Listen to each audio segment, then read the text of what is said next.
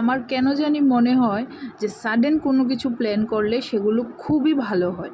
তো শিলচর থেকে দাদা বৌদি এসেছিল, তো ওদেরকে নিয়ে সবাই মিলে গেছি। প্রথমে গেছি বিড়ম্বনা কালী মন্দিরে, খুব ভালো লেগেছে মন্দিরে গিয়ে, কিন্তু মানে মাকে আর দর্শন করতে পারলাম না।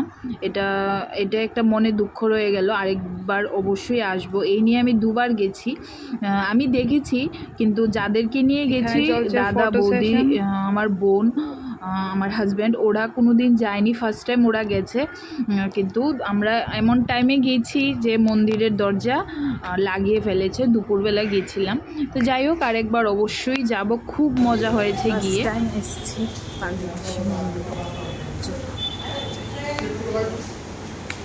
আমি আসবো বলে আমার কোনো দিন আসা হয়নি, তো ফার্স্ট টাইম মানে পাগলি মাসির মন্দিরে এসেছি। আমার খুব ভালো লেগেছে। মাসির জীবিত অবস্থায় আসার খুবই ইচ্ছে ছিল, কিন্তু আমার হয়তো ভাগ্য ছিল না মাসিকে দেখার, তো সেই জন্য আমি এত বছর আসতে পারিনি।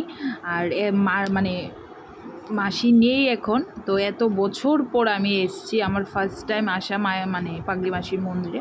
খুব ভালো লেগেছে। মন্দিরের ভেতরটা খুবই সুন্দর ছিল, একদম নিস্তব্ধ ঠান্ডা পরিবেশ, খুবই ভালো লেগেছে। এক্সপিরিয়েন্সটা খুবই ভালো ছিল। তো এদিকে সবাই মিলে একটু ভিডিও করছিলাম, তারপর প্রচুর ফটো তুলেছি, যেহেতু দাদা বৌদি এসছে ওদেরকে নিয়েও প্রচুর ফটো তুলেছি। তো এবার আমি মোম ধূপকাঠিগুলো একটু জ্বালিয়ে দেব।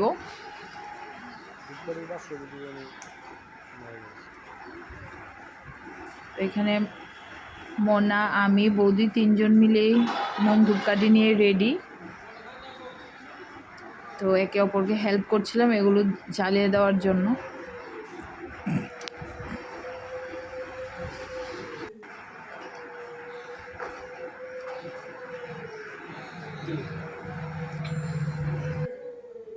তো মনাও কিছুদিনের জন্য এসছে, তো যাই হোক, ওরও একটা ছোটোখাটো ঘোরা হয়ে গেছে আমাদের সাথে।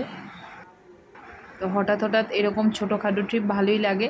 তো পুরোটাই হয়েছে দাদা বৌদির জন্য, না হলে মানে এটা সম্ভব হতো না আর কি।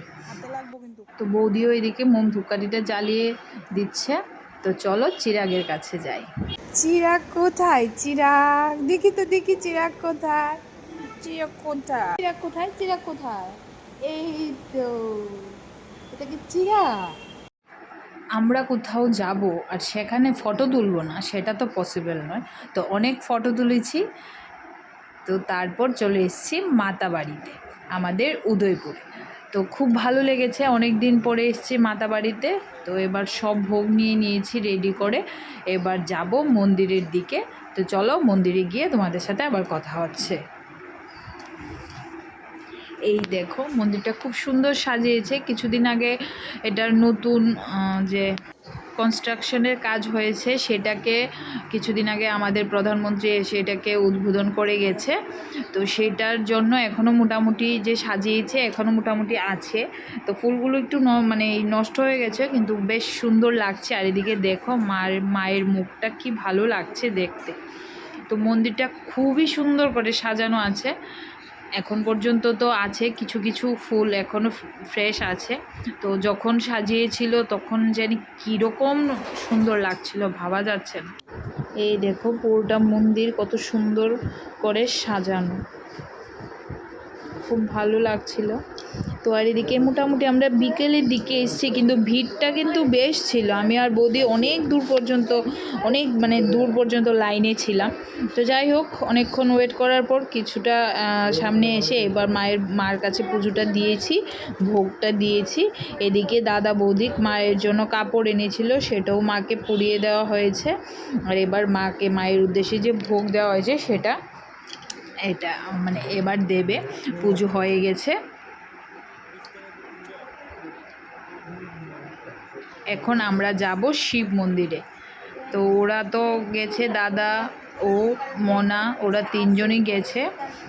শিব মন্দিরটাকেও খুব সুন্দর করে সাজিয়েছে, খুবই ভালো লাগছিল। অ্যাকচুয়ালি অনেক দিন ধরে আসবো বলে আর যাওয়া হচ্ছিল না।